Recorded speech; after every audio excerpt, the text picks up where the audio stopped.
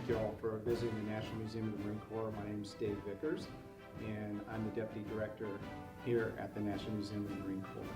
If you want to read and see everything, you definitely need the whole day.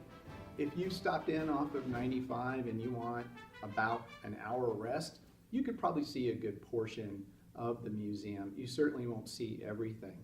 But I would tell you, if you come here, there's some things that you need to see. We have, for example, if you know the very famous photograph that Joe Rosenthal took on Iwo Jima of the Marines raising the flag. And, you know, if I do this, usually people know what I'm talking about. And we have both flags that were raised on top of Iwo Jima. And it's really our most iconic artifact that we have here, and probably is really the iconic photograph, arguably, of World War II. It's known worldwide, and we always have a docent, a volunteer there, that will tell you the story of the flag raising, because it's a fascinating story about that. But we also have in the museum a number of what we call immersives, where we actually put you in the scene where the Marines were. So you're literally surrounded 360 degrees in the environment that the Marine was in. And we have that in Belleau Wood in World War I. We have a World War II immersive. We have also one in Korea and one in Vietnam.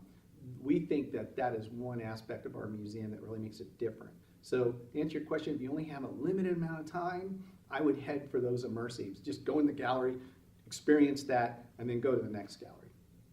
I'm Gwenn Adams, and I'm the Public Affairs Director here at the National Museum of the Marine Corps.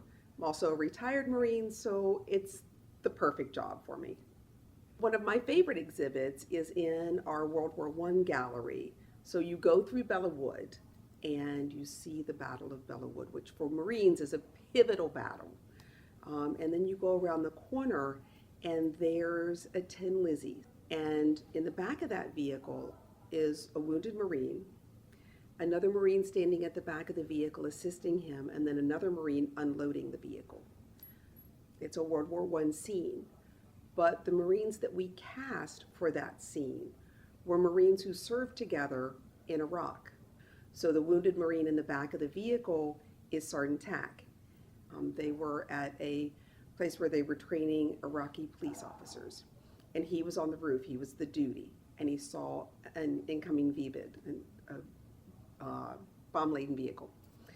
He sounded the alarm, and then he fired on them. They fired back and caught him in the femoral artery. Sergeant Wangler, who was the Marine at the back of the vehicle, was the first Marine on the roof. And he pulled Tack to safety, used his web belt as a tourniquet, basically saving Tack's life. The Marine that is depicted unloading the vehicle is Sergeant Maldonado. Maldonado was the medevac driver that day. So what that exhibit says to me is that our equipment changes, our vehicles, our uniform, everything changes, but Marines never change. We're always watching out for that Marine to our left and to our right, and our mission will always be the same. If you saw our Chosin Reservoir wargame a few weeks ago, you know how much our club enjoyed visiting this exceptional museum. The immersive exhibits David and Gwenn mentioned are incredibly well done. The Vietnam Fire Base was a highlight for me personally, but my favorite display of the museum is far less elaborate. In fact, it's tucked away on a wall that you could easily miss. It's a visual guide to every Medal of Honor awarded to the Marine Corps in chronological order. It's a small, understated, poignant reminder of how rare this medal truly is. And right there at the start of the list is John F. Mackey. If you want to learn more of his story, check out our Peninsula Campaign video series from last year, specifically this video, which we filmed on location where Mackey fought in the Battle of Drewry's Bluff. There's one other bit of curious trivia we think you'll enjoy. If you've ever driven down I-95 past the museum, you probably saw its spire from the highway. The shape of the building is definitely eye-catching. I'm betting that at least some people in your group, when they drive by, they've always thought this was a megachurch. We like to kind of say it is. It's Mecca for Marines. But the shape of the museum Fentress and Associates designed the museum, and they designed it to mimic the flag raising on Iwo Jima. So the spire is at the same angle as the flag raising, as Joe Rosenthal's famous picture. Now, it doesn't necessarily have to mean that, because an infantry Marine might see a Marine at port arms. An artilleryman might see a howitzer at the ready. A pilot might see a jet taking off.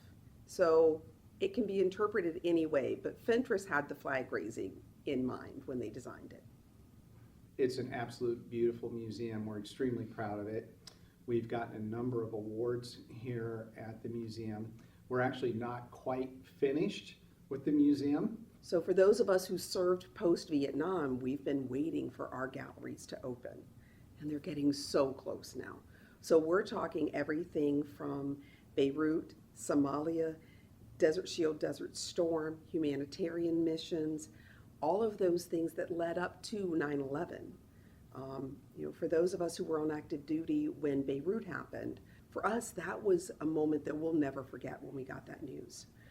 So to have that gallery and Desert Shield, Desert Storm, and then at halfway through those galleries, there's an FA-18 kind of on a knife's edge. And that's the separation between pre-9/11 and post-9/11. And that FA-18 actually was the first Marine aircraft to patrol the airspace over DC after the attack on the Pentagon. So those galleries, you can be on the second deck and look down into them and already see the howitzer that fired the first shot in Desert Storm, the tank that was the first tank across the berm in Desert Storm. So there's so much coming in those galleries. We're starting to put our artifacts in soon. The graphics are up. We don't know exactly when it'll open. It's still anybody's guess, but we know that it will be open before the Marine Corps' 250th birthday in 2025. So we are holding on to that at least. We want to thank David, Gwenn, and the entire museum staff for their hospitality. There are way more than 3 exhibits you won't want to miss. Our video is just the tip of the iceberg, and admission is always free 7 days a week. If you're unable to visit in person, but want to explore some of the galleries in more detail, check out their YouTube page for tours of key exhibits, like Korea. You can spend 10 minutes getting a guided video tour. We'll have some links in the description below, or how about you click on the link right here and take one of the tours now.